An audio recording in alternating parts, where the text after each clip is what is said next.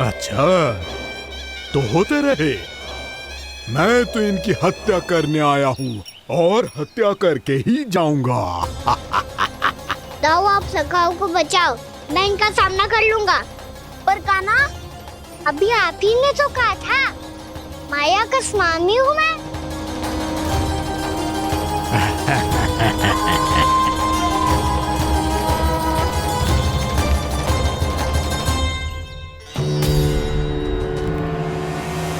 ये तो मथुरा का व्यापारी है। इसको अर्थ वो जो था वो सच में छलिया हो तो कहीं वो नंदमोहन तो ना पहुंच गो।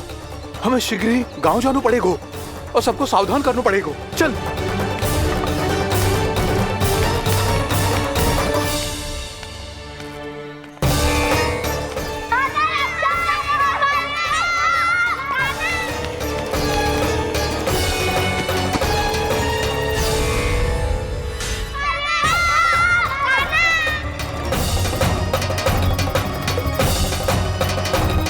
यदि तुम्हें लग रहा है कि मेरे छल के वार से बच गए हो, तो मुझसे भी बच जाओगे। ये तुम्हारी सबसे बड़ी भूल है कृष्ण। मेरे पास बहुत सारे मायावी अस्त्र हैं, जो क्षण भर में ही तुम्हें विष्णु लोक पहुंचा देंगे। तो फिर प्रतीक्षा क्यों कर रहे हो? बालक, मैं परिहास नहीं कर रहा हूँ। मुझे पता है, तभी तो कह रहा हूँ शीघ्र दिखाओ ना। मुझे तुम्हारे सारे मायावी अस्त्र देखने हैं। कैसे बालक हो तुम? मैं यहाँ खेल दिखाने नहीं आया हूँ।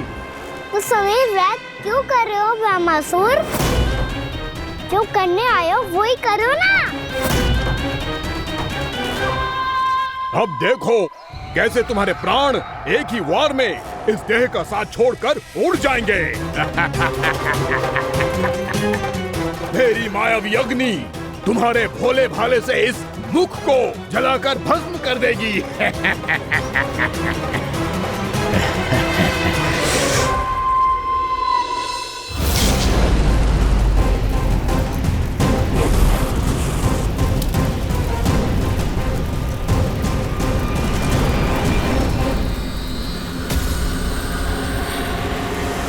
कह रही हो ब्रह्मासुर? भोला भाला तो दिखता हूँ मैं। मैया भी यही कहती है।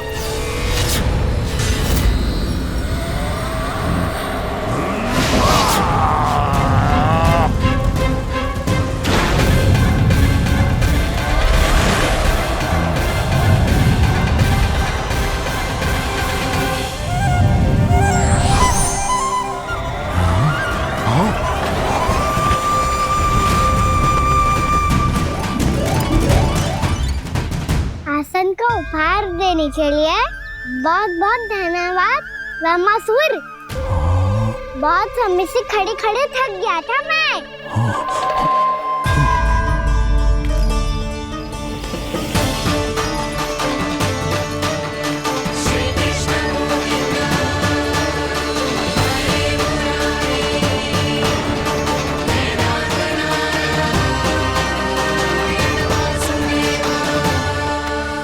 अगला अस्त्र दिखाओ ना। तुम्हारी यही जिज्ञासा आज तुम्हारा अंत करने में सहायक बनेगी, मूर्ख बालक।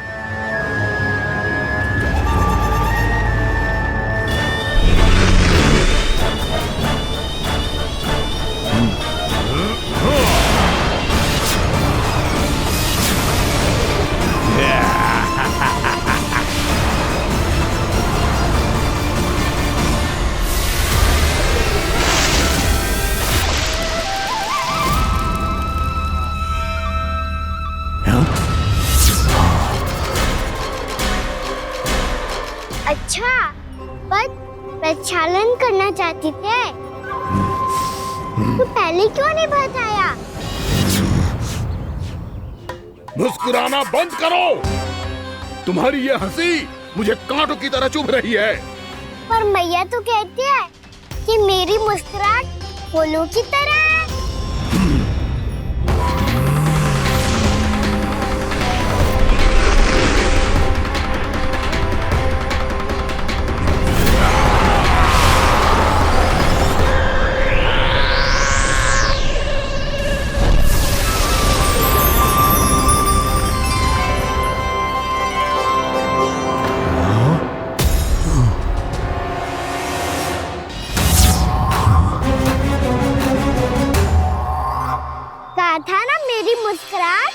बिल्कुल इन्हीं फूलों की तरह है। और तुम कर क्या रहे हो मामा सर? कभी आसन दे रहे हो, कभी पद प्रक्षालन कर रहे हो और अब फूल भी चढ़ा दिया है। तुम मुझ पे वार करने आए हो कि पूजा करने? तुम्हारी पूजा तो मैं अब ऐसी करूंगा कि तुम मृत्यु के बाद भी मुझे भूल नहीं पाओगे बालक।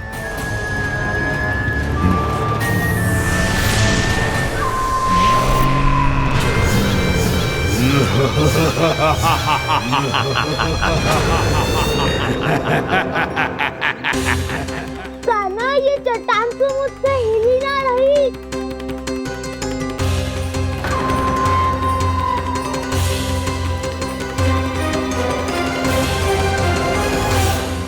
अभी कंदरा के अंदर कुछ क्षणों में ही प्राण वायु समाप्त हो जाएंगे। तुम्हारे सारे सखा एक एक कर अपने प्राण त्याग देंगे और तुम्हारा वध करूंगा मैं।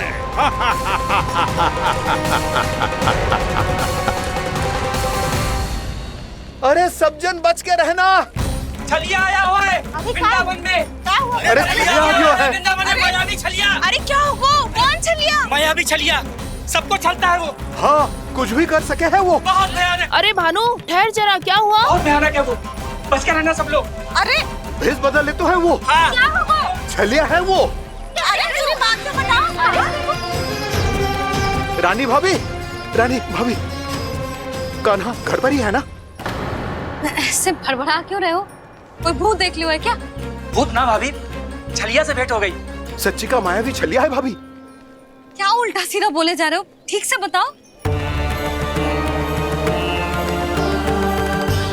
अब बोलो भी। वो कान्हा के पीछे पड़ो है वो।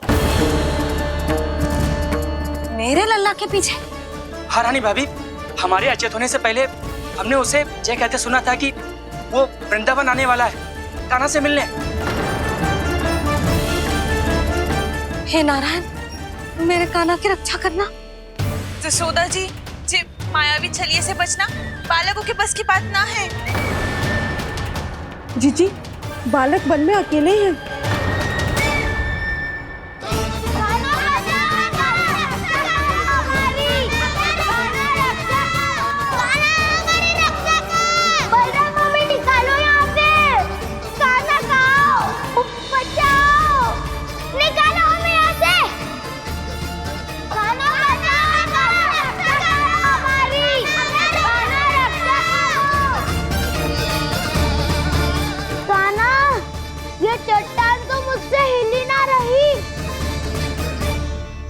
यदि मैं माया का स्वामी हूँ तो आप भी बल के स्वामी हो।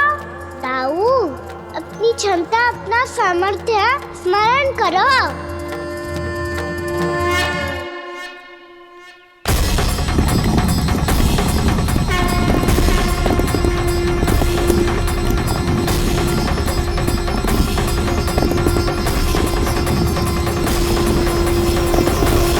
इससे पहले कि वो कंदरा का द्वार खोल के तुम्हारे सखाओं को बाहर निकाले, मैं तुम्हारे प्राण ले लूंगा कृष्ण।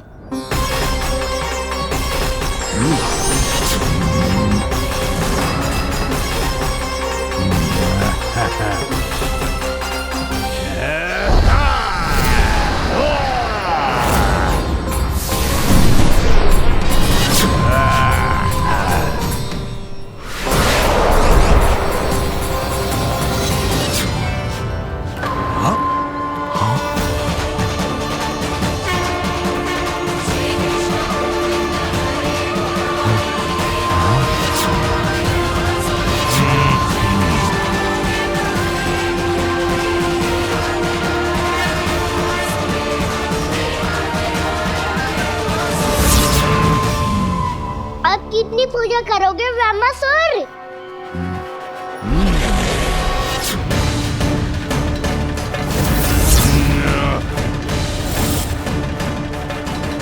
प्रभु तो खेल खिला रहे हैं इससे, और ये खेले जा रहा है विवश होकर, उनकी माया से बाध्य होकर।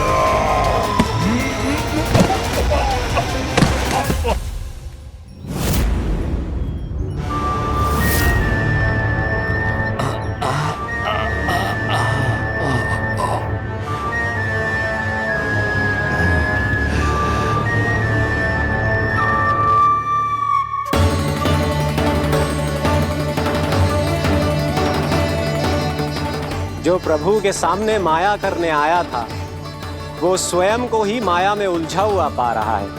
नारायण नारायण। लो, अब तो तुमने दंडवत प्रणाम भी कर लिया, माया भी कथा भी उपहार में दे दी। तुम चाहते क्या हो वामासुर? मेरी शरण में आना है क्या?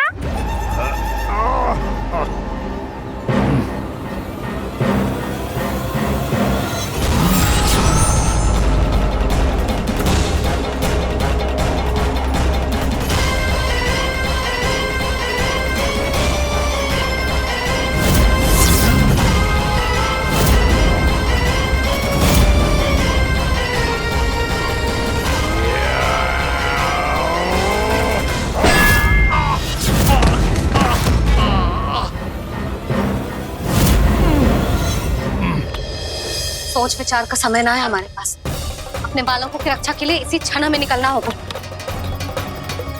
और वो छलिया किसी का भी रूप धारण कर सकते है। सुलक्षणा तेरा, शांति तेरा या मेरा, किसी का भी रूप धारण करके हमें भ्रमित कर सकते हो। इसीलिए हमें सतर्क रहना होगा। समझ आई? चलो।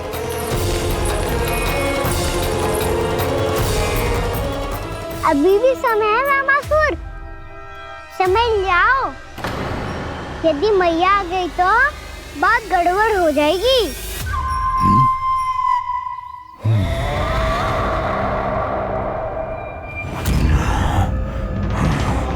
मुझसे दूध का कोई लाभ नहीं होगा। वामासुर, स्मरण करो तुम कौन हो। मायासुर का पुत्र हूँ मैं, अपने स्वामी महाराज कंस का सेवक हूँ, और तुम्हारा हूँ मैं काल।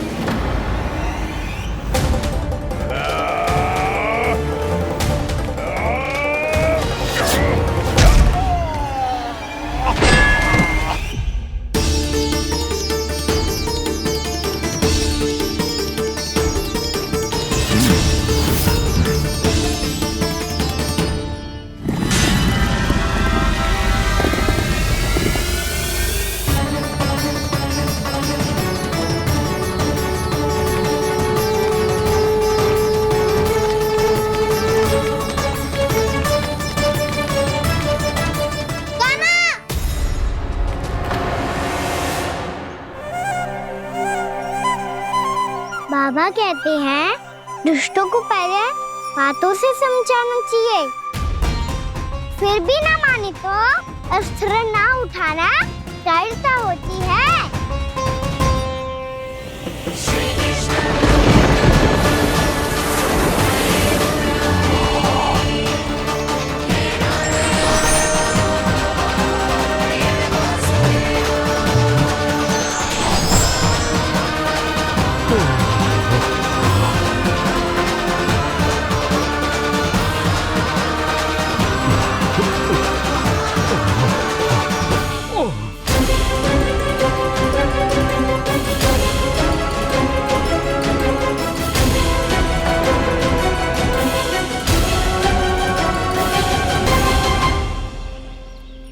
पता था मुझे, अपने बाबा के स्वरूप को हानि नहीं पहुंचाओगे। सही कही तुमने।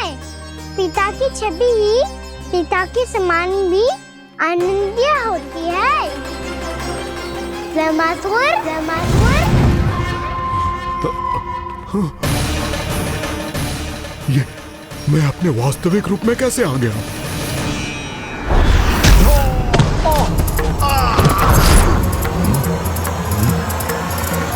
मेरे बाबा का स्वरूप नहीं लेना चाहिए था तुम्हें। मैया ने सिखाया है भूल को क्षमा किया जा सकता है, पर जानबूझ के किए गए अपराध के लिए दंड ही एकमात्र विकल्प होता है। ये बार बार अपनी मैया का नाम ले रहा है। यदि मैं वो स्वरूप लूं तो अपनी मैया पर वार नहीं कर पाएगा ये।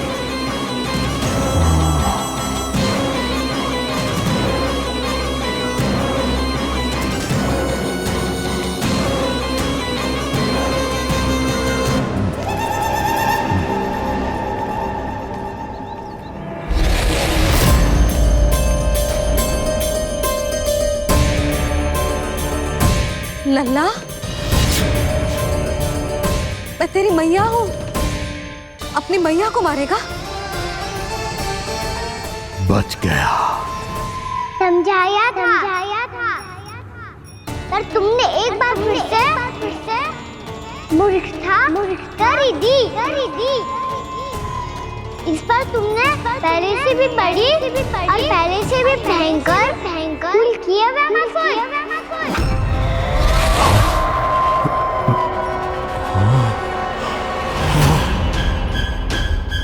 ये क्या हो रहा है मुझे?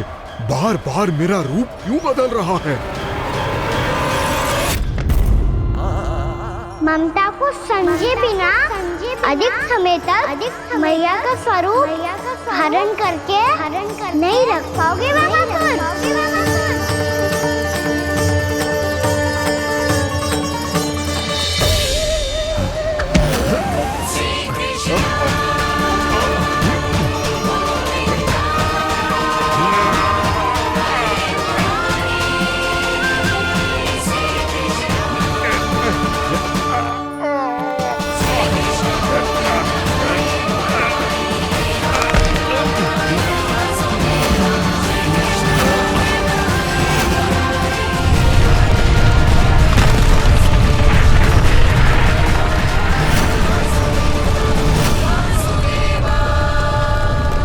प्रभु के क्रोध से धरती भी कांपने लगी है।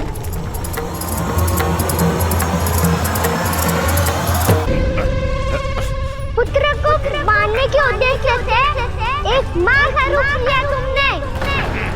ये ममता का और मेरी मैया का घोर अपमान है रामासुर।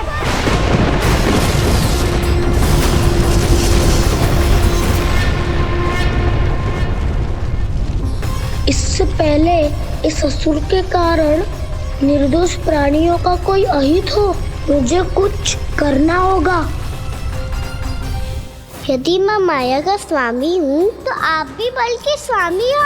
दाऊ, अपनी क्षमता अपना सामर्थ्य स्मरण करो।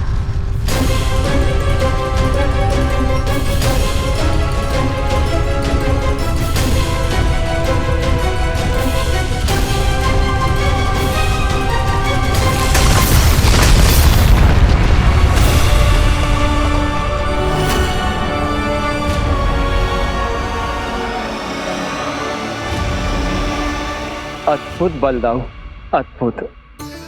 अपने बल का उचित प्रयोग करके आपने प्राणियों को हानि होने से बचा लिया और ये भी सिद्ध कर दिया कि इस युग में आपसे अधिक बलवान और कोई नहीं होगा। आज से आप बलदेव के नाम से भी जाने जाएंगे। आज से आप बलदेव के नाम से भी जाने जाएंगे। आपके चरणों का ये चिन्ह युगों युगों तक आपके बल की कथा कहता रहेगा। बलराम का चरण चिन्ह।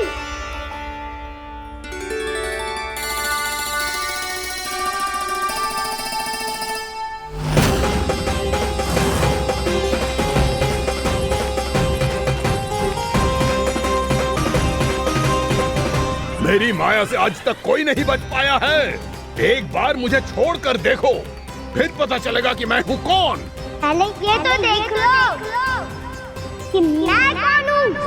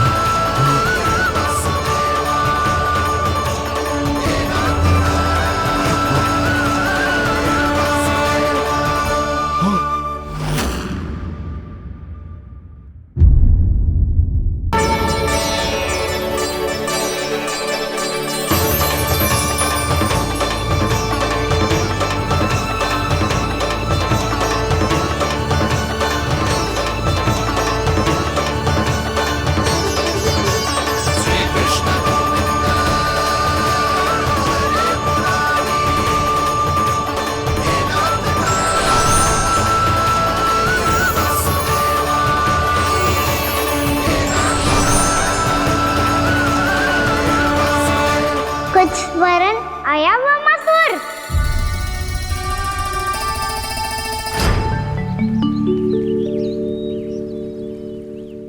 बहुत समय पहले की बात है। बहुत बड़े भूमाकर राज करते थे तुम्हें महान राजा भीमम के नाम से जाना जाता था।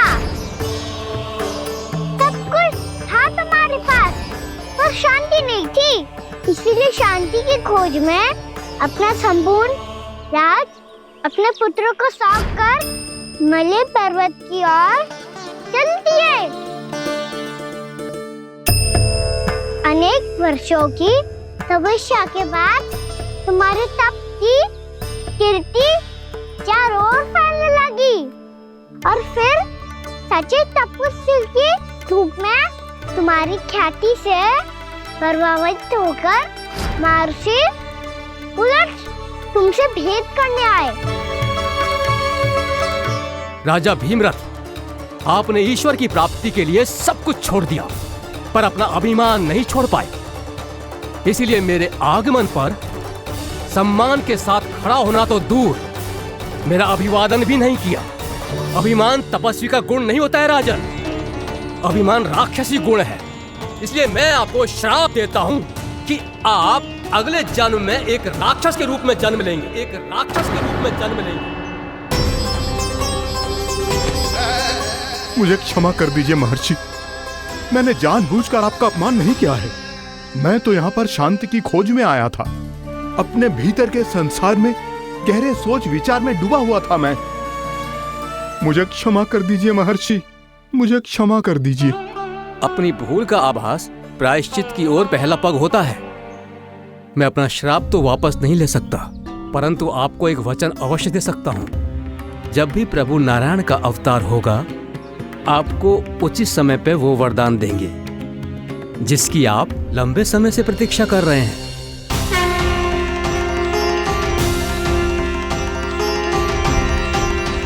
प्रभु, आपने मेरी आंखें खोल दी। अब मुझे पता चल गया है कि आप कौन हैं और मैं कौन हूँ। इसलिए आप मुझ पर कृपा करके अपने चरणों में स्थान दे दीजिए। मुझे वो शांति प्रदान कीजिए जिसकी खोज में मैं वर्षों से भटक रहा हूँ। शांति तो मोक्ष में ही है, इसीलिए मैं तुम्हें मोक्ष का वरदान देता हूँ।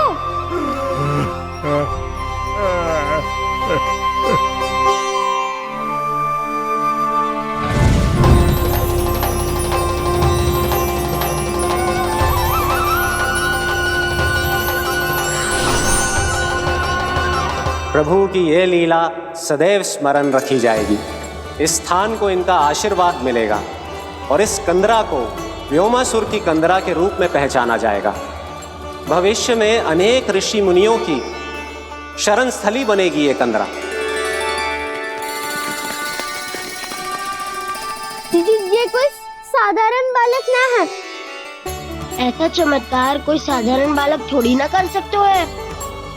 तुम सत्य कह रहे थे बलराम, गाना सच्चे में भगवान ही है। तभी तो सब देवता इसे बसाने और इसकी ओर से युद्ध करने आते हैं। तुम सब ऐसे आंखें फाड़ के क्यों देख रहे हो मुझे?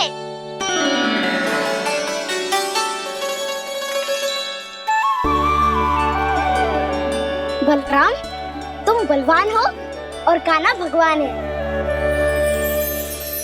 दूर दूर तक कोई दिखाई न दे रहा है। ना जाने किस हाल में होंगे बालक। कहीं हम ही तो मार्ग ना भटक गए शीघ्रता के चक्कर में। अब तो एक पग भी ना चलो जा रहे हो। जल, किसी के पास जल है क्या? कंठ तो मेरा भी सूख रहा है मौसी। भाभी, निकट ही जमुना जी है, कहूँ तो वहाँ से जल ले आओ। मैं भी जा रही हूँ भाभी, एक से भले दो। हाँ चल, शीघ्रता से आओ। हाँ।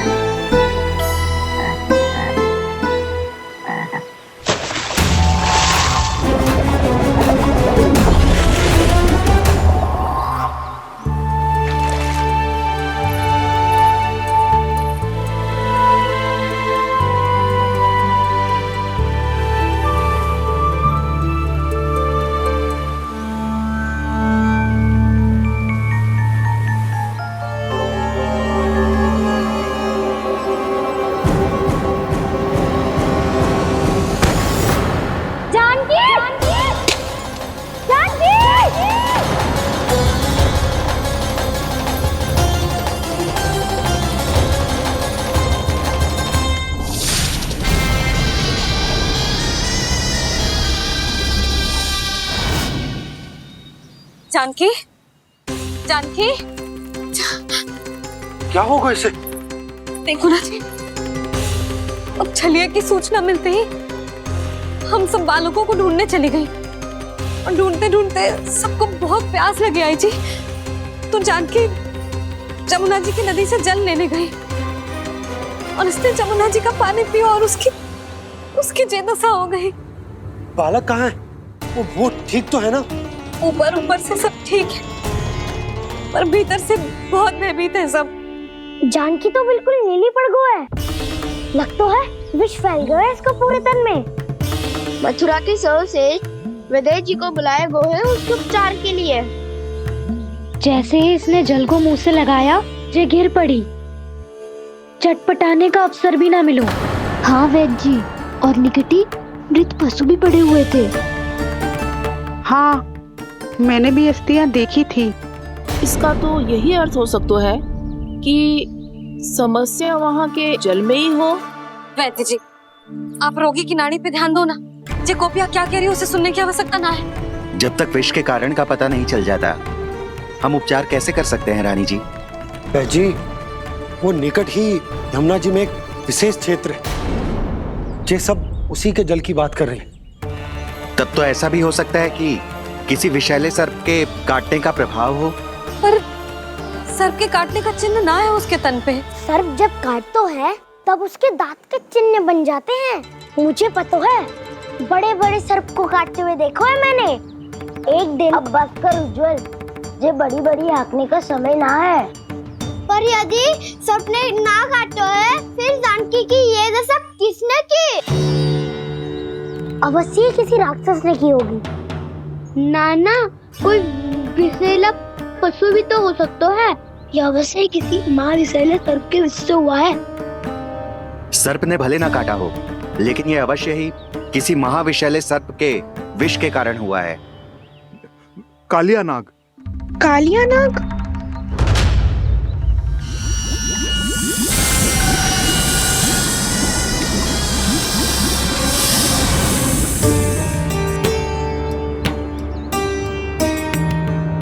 संकेतों से तो ऐसा लगता है कि जानकी ने कालिया नाग के क्षेत्र के विशाल जल पी लियो है। कालिया नाग एक लोक श्रुति है, कल्पना में गढ़ी हुई एक कथा, और कछु न है। हमें जाके पता लगाना पड़ेगा। पर हमें वहां जाने से मना किया है ना बड़ों ने। उज्जवल सही कह रहे हो है। इस समय जानकी के स्वार्थ से अधिक महत्वपूर्ण और कछु ना है। जानकी हमारे लिए ही जलाने गई थी जी। ना मैं उसे जाने देती ना जैसा वो तो। वैद्य जी, आप शीघ्र कछु करो, कैसे भी कछु भी करो, पर इसके प्राण बचा लो। यशोदा, धैर्य रखो, श्री नारायण पर विश्वास रखो, वो सब ठीक कर देंगे।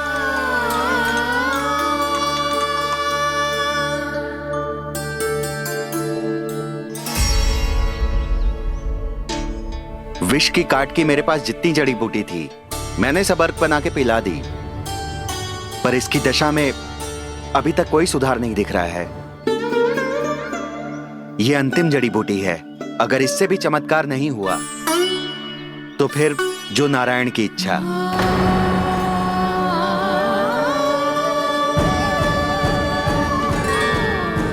पर कोई तो उपाय होगा जानकी को बचाने का। कान्हा, यदि तुझे किसी औषधि के बारे में पता है, हमें बता दे, हम जाके ले आएंगे।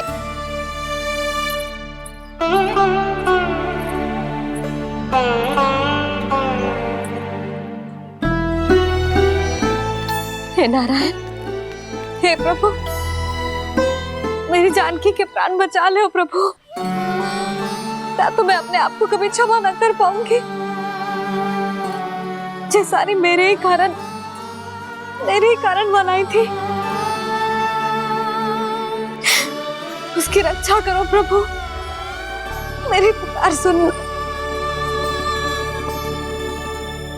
कान्हा, तूने हमें वत्सासुर से बचाया था ना? और बकासुर से भी तो।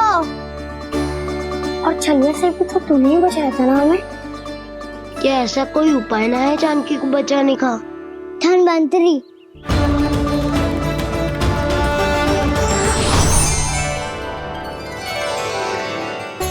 मैं आ गया हूं प्रभु, चिंता मत कीजिए, आपके आदेश का पालन अवश्य होगा। यशोदा मैया,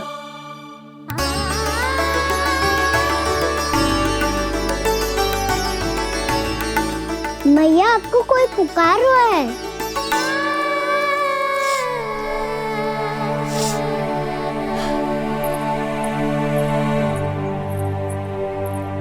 चिंता मत करो मैया, अब धन्वंतरी जी आ गए हैं, वो सब संभाल लेंगे।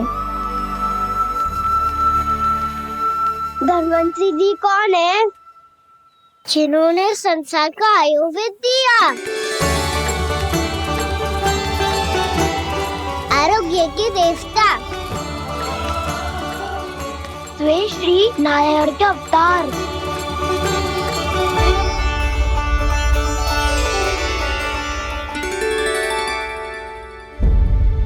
मुझे पता चला है कि आपको वेद की आवश्यकता है।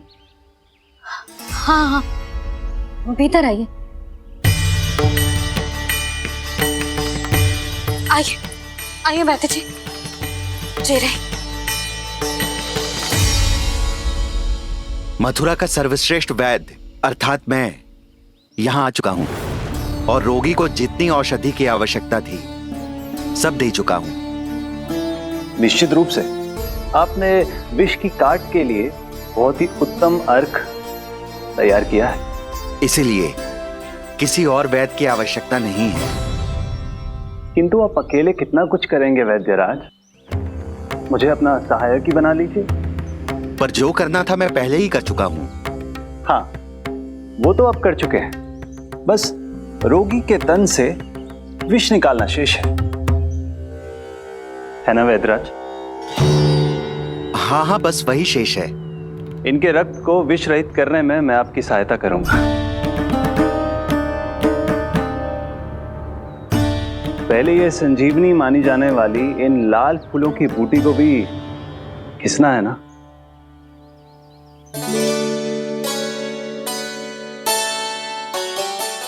हाँ हाँ, तुम सही कह रहे हो, इसे अच्छे से घिसो।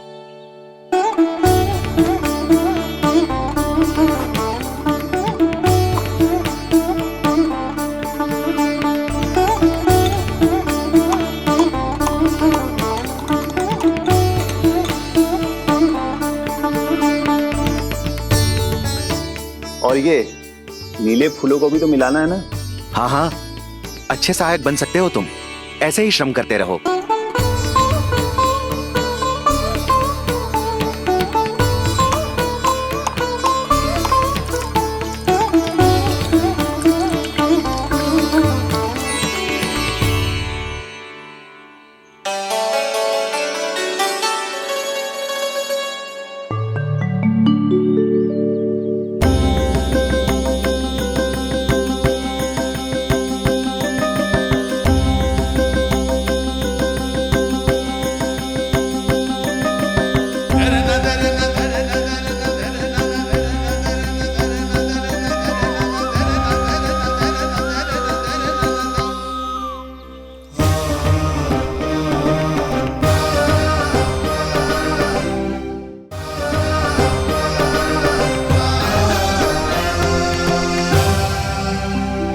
जानकी स्वस्थ तो हो जाएगी ना धन्वंतरी जी?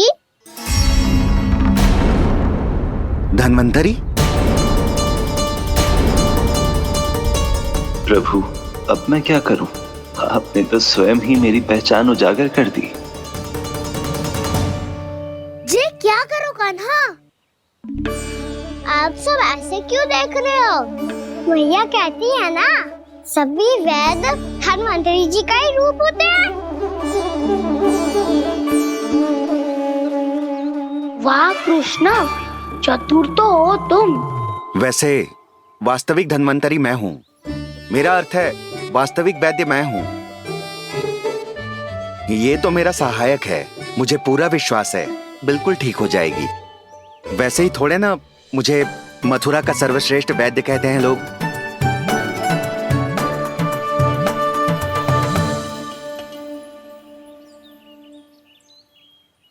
जसोदा भाभी, जसोदा जी, जानकी को चेतना आ गई। जानकी, जानकी, जानकी, तू ठीक है ना? क्षमा करना भाभी, मैं आपके लिए जल ना ला पाई। बस बहुत भूख लगी है। मैं अभी कछु लाती हूँ। जानकी, माखन खाओगी?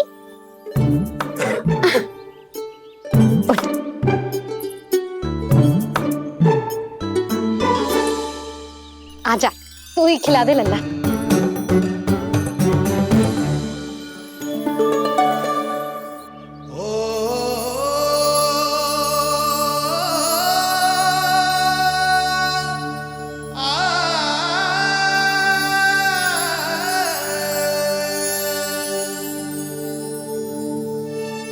तुम सब मेरे लल्ला को माखन चोर कहती हो ना? आज देखो, अपना ही माखन जानकी को खिला रहे हैं।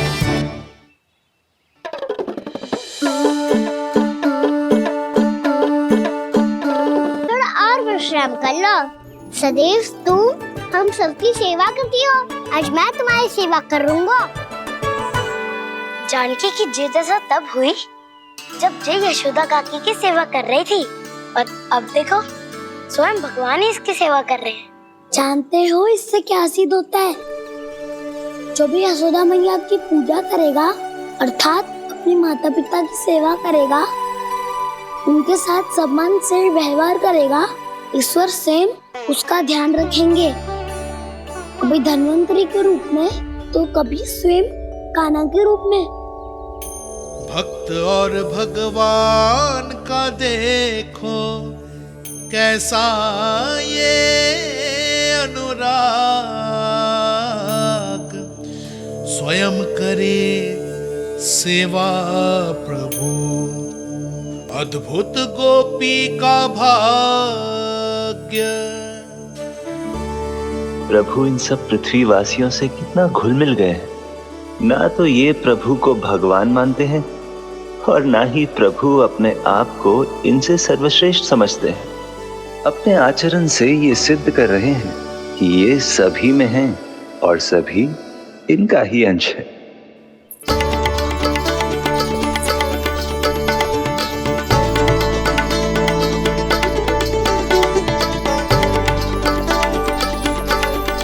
प्रभु, अब मुझे जाने की आज्ञा दीजिए।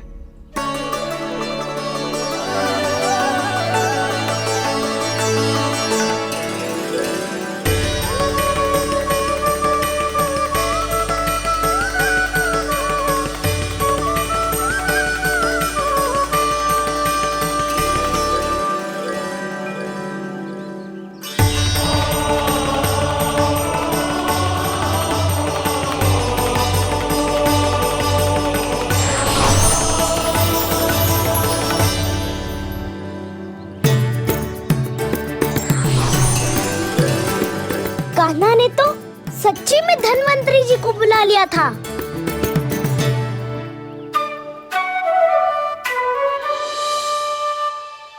जब से कान्हा का जन्म हुआ है ना, मैं तब से देख रही हूँ, तब से हम पे कोई भी संकट आती है ना, तो अचानक से कोई अपरिचित हमारी सहायता करने आ जाता है, और जाते समय कान्हा की आज्ञा लेके जाते है, और कभी कभी तो इसे प्रभु बोल के जाते है। बाबा संभालो।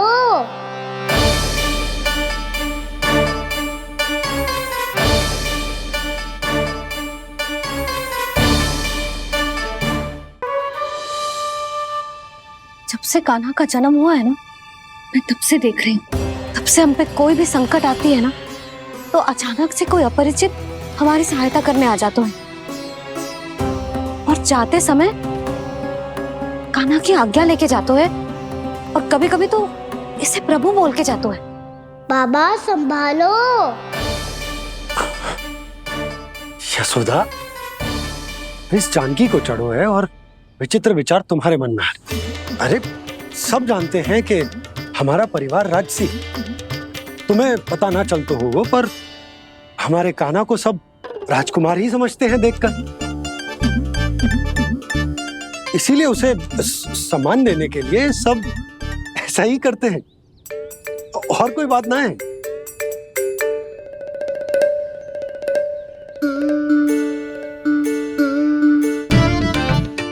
अब जे मेरे लल्ला को ऐसे क्यों घूर रहे हैं? बुरी दृष्टि लगाएंगे क्या? वैद्यराज जी, आपके सहायक तो गए, अब आप यहाँ क्यों हो? वो क्या है ना, मैं अपने रोगी का निरीक्षण करके पूरी तरह से संतुष्ट होकर ही जाता हूँ।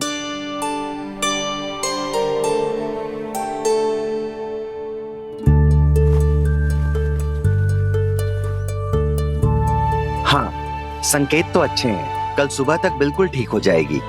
धन्यवाद वैद्य जी।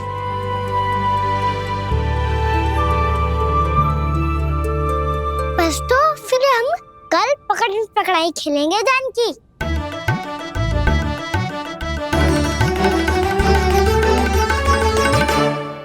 भानु, बंसी, जाकर उस क्षेत्र के चारों ओर बाड़ बनवा दो और वहां सूचना पट भी लगा देना, ताकि जानकी के साथ जो हुआ है वो किसी और के साथ ना हो।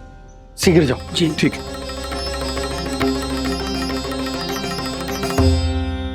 बाड़ और सूचना पट लगवाने से समस्या का समाधान नहीं होगा बाबा। निर्दोष पशु सूचना पट देख कर भी कुछ समझ नहीं पाएंगे।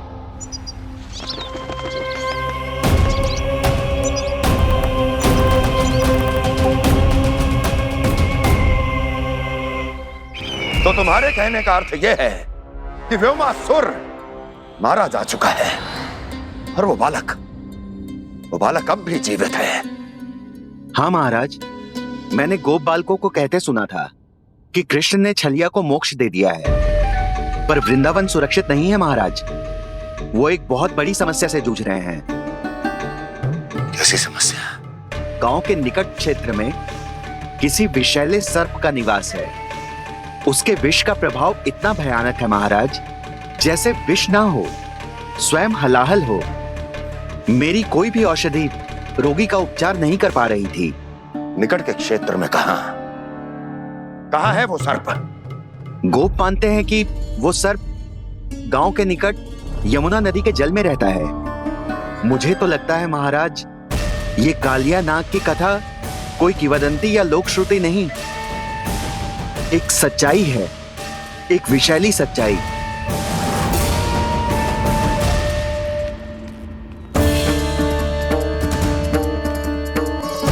कालिया का सामना करने का समय आ गया है, पर उससे पहले मुझे बुलाना होगा उन्हें।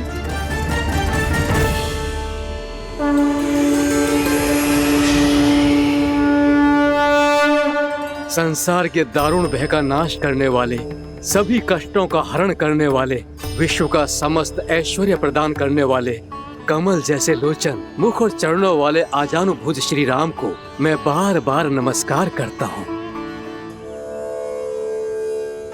आपदामपहर्तारं दातारं सर्व संपदां लोकाभिरामं श्री रामं भूयो भूयो नमाम्यहम्।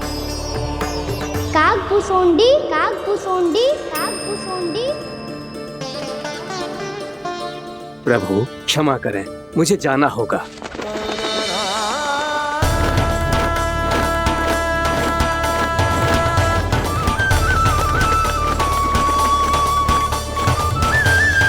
प्रणाम प्रभु। अनेक बार मैं आपके दर्शनों के लिए आया प्रभु। कभी नंद भवन के झरोखों से आपके दर्शन करके चला जाता था, तो कभी दूर किसी वृक्ष की आड़ से आपको निहार लिया करता था। आज आपने स्वयं मुझे बुलाकर धन्य कर दिया प्रभु।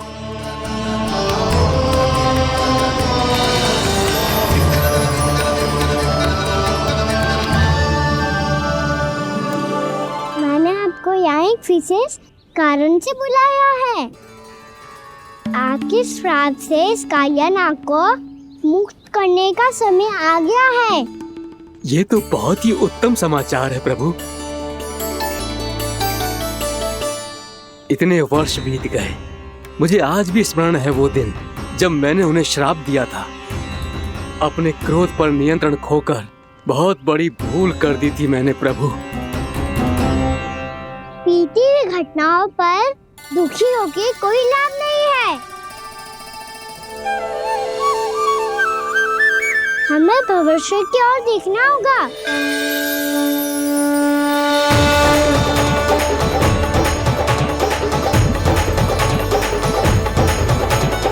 आदेश कीजिए प्रभु, क्या आज्ञा है आपकी? जब मैं कालिया नाग का सामना करने जाऊं, तो आप यही रहेगा। आपको अपने आप पता चल जाएगा कि कब क्या करना है। और हाँ, लौटते जाते समय नारद मुनि से कहिएगा वो आकर मुझसे भेंट करे। अवश्य प्रभु, प्रणाम। क्या इसने सच्ची में देवर्षि नारद को बुलाया है? नारायण नारायण, आपको संदेश भेजने की आवश्यकता नहीं थी।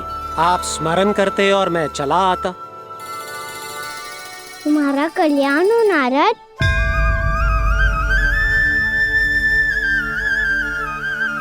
मैंने तुम्हें एक विशेष कार्य के लिए बुलाया है। आज्ञा दीजिए प्रभु। तुम्हें एक बार फिर कंस से भेंट करनी होगी। विचार कीजिए महाराज, क्या आप बिना किसी शंका के कह सकते हैं कि कौन सी पंखुड़ी पहली है और कौन सी आठवीं? उस दुष्ट से भेंट करना स्वयं कीचड़ में उतरने के समान है प्रभु। कमल पुष्प प्राप्त करना हो तो कीचड़ में उतरना पड़ता है नारद। आपका आदेश तो मैं स्वप्न में भी नहीं टाल सकता प्रभु। कंस कालिया नाग के बारे में जान गया है, पर वो उसका सामना करने का साहस नहीं कर पाएगा। मैं आतुर हूँ प्राप्ति, मूर्ख नहीं। मेरी बुद्धि फिर नहीं गई है।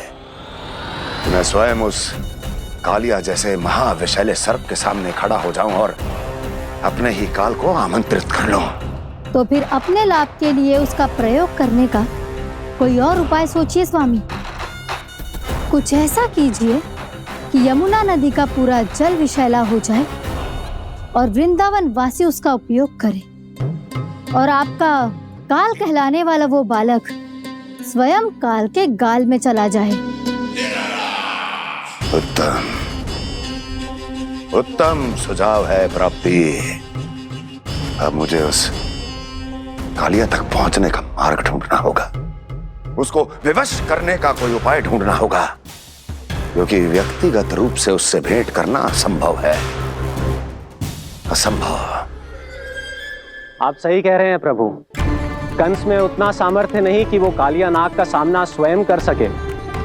वैसे तो कालिया गरुड़ देव का भी सम्मान नहीं करता, तो फिर वो कंस का सम्मान क्यों करेगा भला?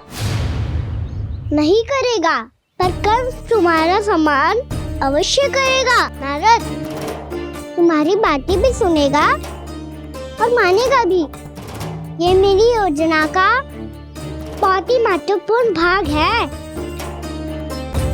तुम कंस के पास जाओ और कहो कि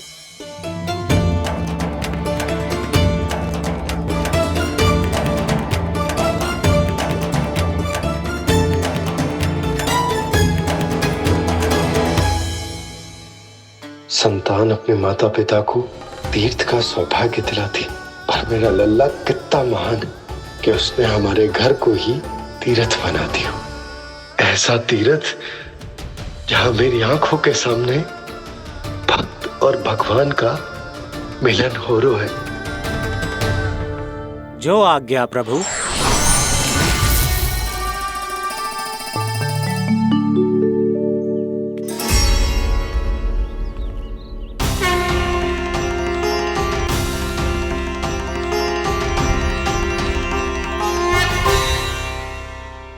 बाबा,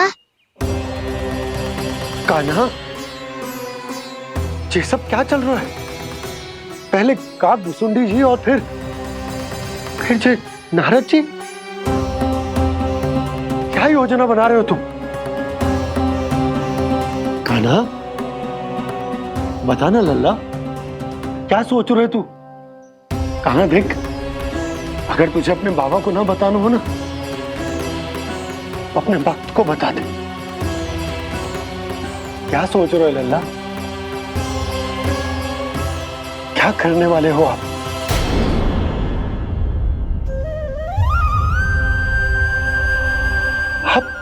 आप इतने दुखी क्यों हो? कान्हा, कान्हा, क्या होगा? क्योंकि मुझे आभास हो गया है बाबा, समय आने वाला है। कौन सा समय आने वाला है लल्ला? इसीलिए सब कुछ बदलने वाला है। भैया को मेरा सत्य पता चल जाएगा बाबा।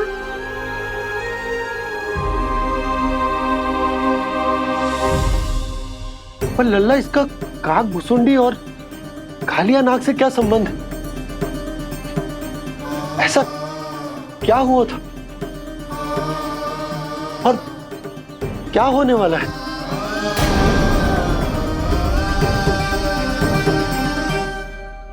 जो होने वाला है बाबा, उसका संबंध उससे है जो सैकड़ों वर्ष पहले हुआ था। महर्षि भृगु के एक वंशज थे वेद शिरोमुनि, जो विंध्याचल की पहाड़ियों में साधना कर रहे थे। तभी वहाँ अश्वशिरा नाम के एक दूसरे मुनि आमंत्रण के बिना ही आ गए। कितना सुंदर और शांतिपूर्ण आश्रम है। यहाँ प्रभु की साधना करने में बहुत आनंद आएगा। शीघ्र ही अश्वशिरा मुनि उपस्थिति के कारण होने वाले व्यवधान से बाध्य होकर वेद शिरा मुनि ने अपनी आंखें खोली। कौन हो तुम और यहाँ क्या कर रहे हो? आपके आश्रम में बहुत शांति है मुनिवर। साधना करने के लिए बहुत ही उत्तम स्थान है ये।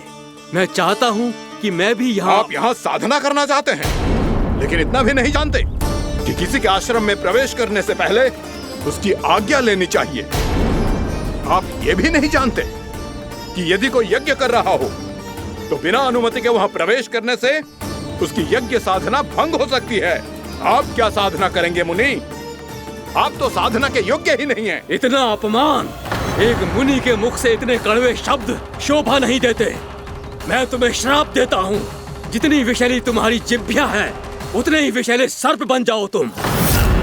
और ऐसा सर्प जो सांस भी ले तो निकट का वातावरण दूषित हो जाए। तुम्हारे इस दुस्साहस के लिए मैं तुम्हें श्राप देता हूँ कि तुम अभी इसी क्षण कौवा बन जाओ, और ऐसा कौवा जो कांव कांव करके अनर्गल प्रलाप करता रहे।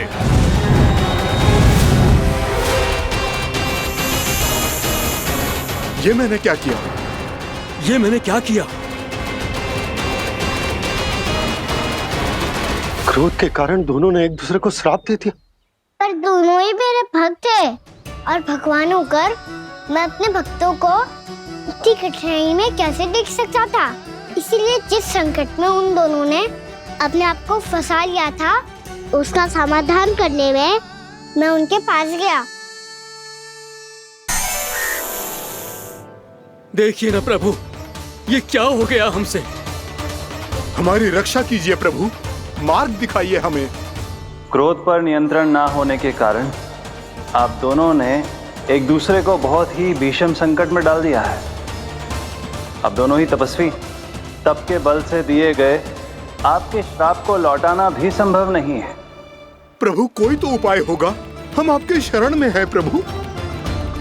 अपराध तो हमसे हुआ है प्रभु, पर अब आपसे ही आशा है। कुछ ऐसा कीजिए भक्त वत्सल, जिससे हम दोनों के श्राप का प्रभाव कुछ कम हो जाए। आप दोनों ही मेरे भक्त हैं, इसलिए आपकी पीड़ा का निवारण करने का एक उपाय है मेरे पास। वेद शिरोमुनि, जब आप कालिया नाग बनेंगे तो आपको मेरे चरणों को अपने शीश पर धारण करने का सौभाग्य मिलेगा। और अश्व शिरोमुनि, आप काग योनि होने के बाद भी आप श्रेष्ठतम ज्ञान और सर्वाधिक यौगिक सिद्धियों के स्वामी होंगे और प्रवचन दिया करेंगे। इसके बाद अश्वशिरा मुनि काकभूषुंडी बन गए, जिन्होंने आगे चलकर स्वयं गरुड़ देव को रामायण सुनाई। और मुनि वेदशिरा महर्षि कश्यप और देवी कत्रियों के पुत्र कालियानाग बनकर जल में। और अब वही कालियानाग जमुना जी में, जिनके कारण जानकी के प्राण लगभग चले ही गए थे। अब कालियानाग को उचित स्थान पर भेजने का समय आ गया है बाबा। पर ये तो अच्छी बात है कान, वेदशिरा मुनि को दिया हुआ तुम्हारा वचन भी पूरा हो जाएगा, जमुना जी की शुद्धि भी हो जाएगी। इस सब के बाद भी तुम दुखी क्यों हो? क्योंकि इसके बाद मैया के सामने मेरा रहस्य खुल जाएगा बाबा। उन्हें पता चल जाएगा कि उनका बालक कोई साधारण बालक ना है। भविष्य में जो होने वाला है उसे सबके सामने घटने से रोकना मेरे लिए भी संभव ना होगा। मैया को सब पता चल जाएगा। क्या पता चल जाएगा रे मुझे?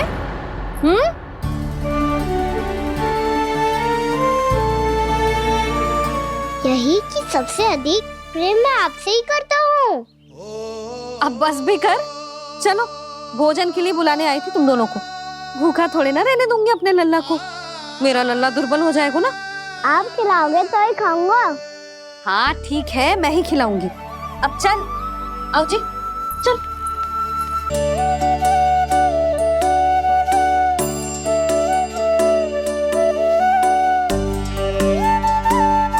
मैया खेलो ना मेरे साथ। मैया सुनो ना, मेरी बात ना मानोगी? अभी बहुत कार्य पड़े लल्ला, देख जानकी को औषधि भी देने जानो है ना। औषधि मैं दे दूंगा, फिर तो खेलोगी ना आप मेरे साथ? पिछले कुछ दिनों से अपनी मैया का अधिक से अधिक प्रेम पाने का प्रयास करो है कान्हा। इसका तो एक ही अर्थ हो सकता है कि कछु बहुत बड़ो होने वालों है। कान्हा रुक जा लल्ला। कान्हा क्यों तंग कर रहा है? मैया को पहन लेना। कान्हा, कान्हा, ये क्या करो तूने?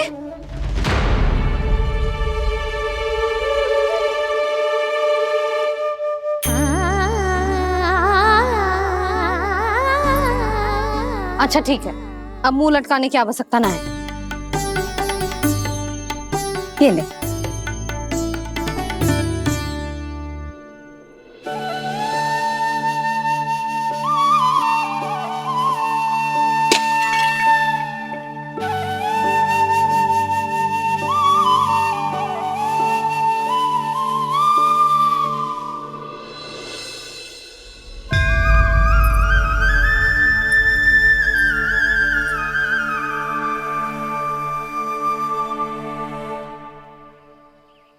तंग करे मैया को खिजाए, खेले रूठे मनाए,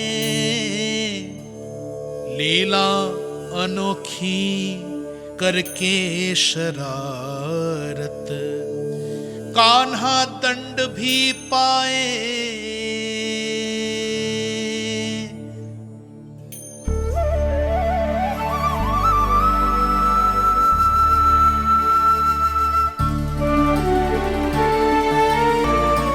रूठना मनाना, खेलना खिलाना, पहले शरारत करके क्रोध दिलाना और फिर क्षमा मांग लेना, ये सब जानबूझकर कर रहे है कान्हा। जैसे जीवन भर के लिए अपनी मैया की ममता को अपने हृदय में समेट कर रखना चाहते हो। कैसे कैसे करूं उस कालिया से मित्रता, कैसे करूं उसका उपयोग?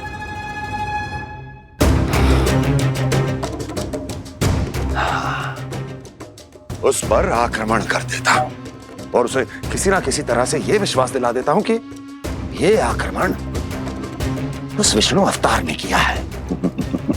फिर वो क्रोध में आकर सारे वृंदावन वासियों को अपने विष से समाप्त कर देगा।